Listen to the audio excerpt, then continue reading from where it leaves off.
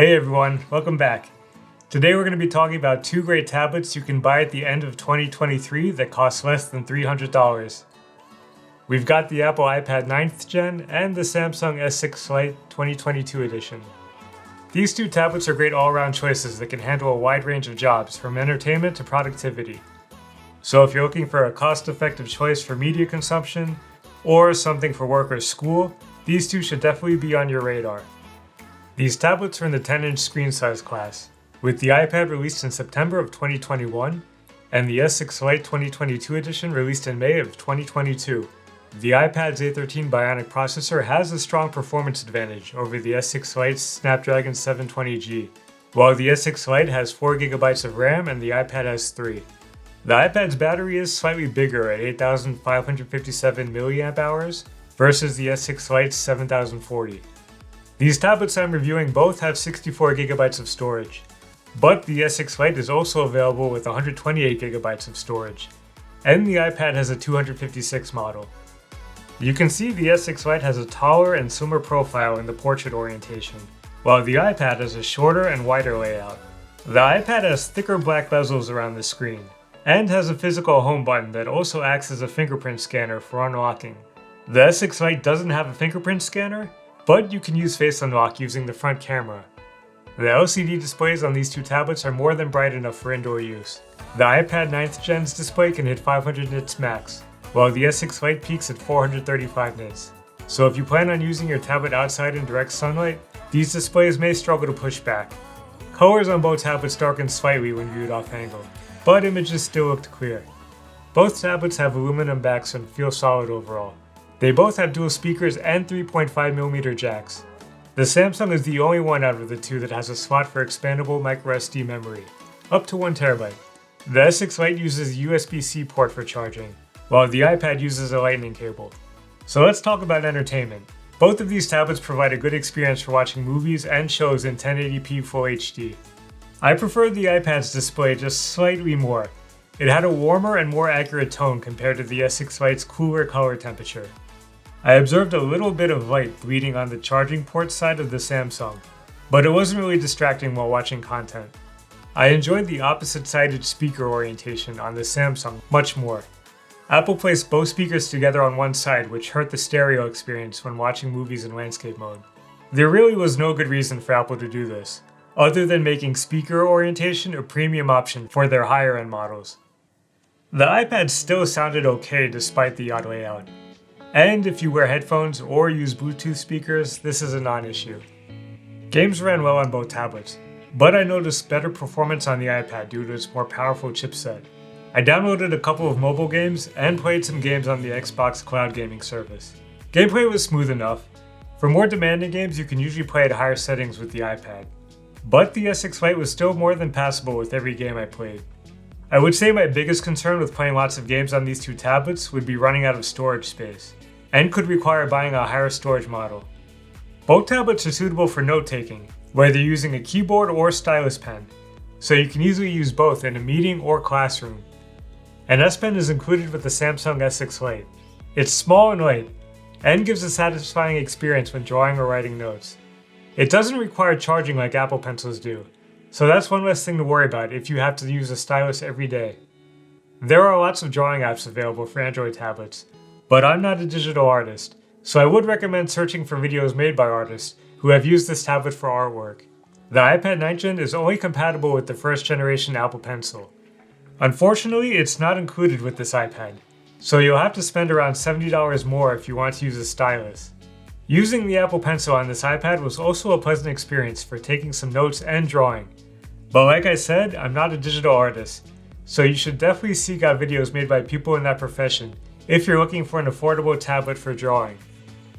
In addition to MS Office apps like Word and Excel, there are plenty of other writing and spreadsheet apps available for these tablets. As long as your work requirements don't require heavy resource-demanding programs, these tablets can handle everyday tasks you would normally perform on a laptop or desktop computer. The iPad and S6 Lite are also compatible with popular video conferencing apps, so you can depend on either one of these tablets for those critical video chats. Here are some photos I took with the rear cameras from these tablets. Compared to a modern day smartphone like the Pixel 6a, the iPad shots produce less accurate colors, while the S6 Lite's images look more washed out. But these cameras are still useful for scanning barcodes. The operating system on both these tablets are also user-friendly and smooth. The iPad 9th Gen is using iPad OS 17 at the time this video is filmed, and the S6 Lite 2022 is using Android 13 with Samsung's One UI 5 interface. They each offer some options for customizing the lock screen and other areas of the OS, so you can get more of the look and functionality you want out of your device. Samsung's One UI does give users a little bit more customization for the user interface overall. In the iPad 9th Gen's box, you get a 20-watt charging adapter and a USB-C to Lightning cable. Like I said earlier, the S6 Lite comes with an S Pen in its box, which is a nice bonus. What isn't a nice bonus is the 7.5-watt charging adapter, because the S6 Lite supports 15-watt charging. It took over 4 hours to charge the S6 Lite using its included adapter, versus 2 hours and 45 minutes for the iPad. But when I used a 15-watt charging adapter to charge the S6 Lite, the charging time dropped to 2 hours and 34 minutes. Samsung, if you're watching this video, and why wouldn't you be, do the world a favor and stop making these things.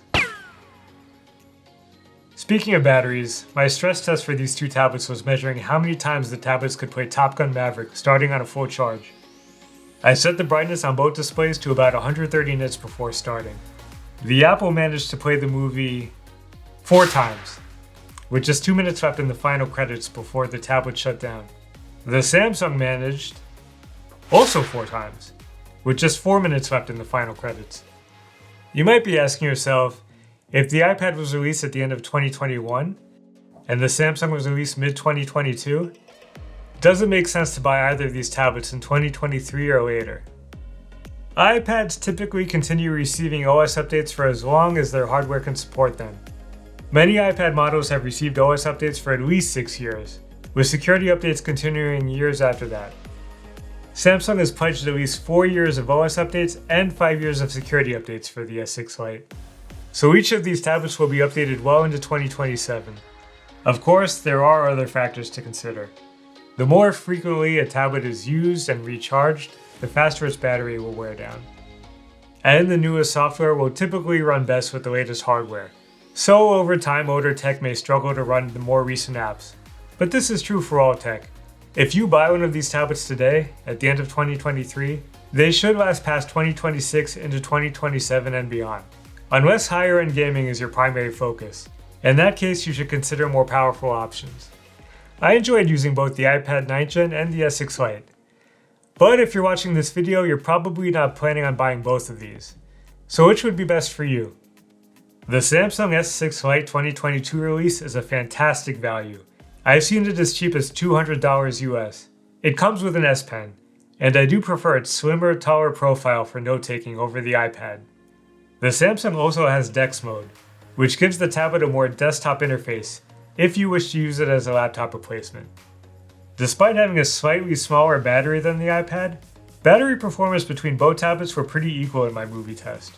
Even though I preferred the iPad's display, I like the S6 Lite's speaker orientation and sound better for watching movies. The S6 Lite couldn't always play games at the same settings as the iPad, but it was still able to play games smoothly and is still a good option for light mobile gaming. Overall, if you're looking to get the most all-around value out of a tablet, and you plan to use it for some basic work, studying, and entertainment, the S6 Lite is a great bargain. Keep an eye on sales, and you can take one home for around $200. The iPad 9th Gen is currently the cheapest tablet you can buy direct from Apple, but that doesn't mean it's a low-performing option. I've seen prices as low as $250 US for the 9th Gen, which buys you a well-built tablet with a great display and a powerful A13 Bionic chip. I would definitely choose the iPad over the S6 Lite if my plans included more gaming and streaming. I prefer the iPad's Retina display, with its warmer color temperature and better contrast compared to the S6 Lite. And although I said I prefer the Samsung for note-taking due to its taller and more narrow profile, I actually prefer drawing on the Apple. It has a wider portrait profile that offers more drawing space. But for artist advice, definitely seek out more videos made by digital artists who reviewed these tablets. Unfortunately, the Apple Pencil 1st Gen that's compatible with this tablet has to be purchased separately, adding to the overall cost. Of course, there are third-party stylus options that are cheaper, but might sacrifice some functionality of the Apple Pencil. If you do plan on heavy stylus use, and you're on a tight budget, the iPad 9th Gen may not be the best value tablet for you. But for pure entertainment purposes, it would be my first choice. Let us know in the comments if you're planning on buying one of these tablets. And if you already own one, are you enjoying it? Thanks for watching. We'll catch you in the next video. See, they're fine.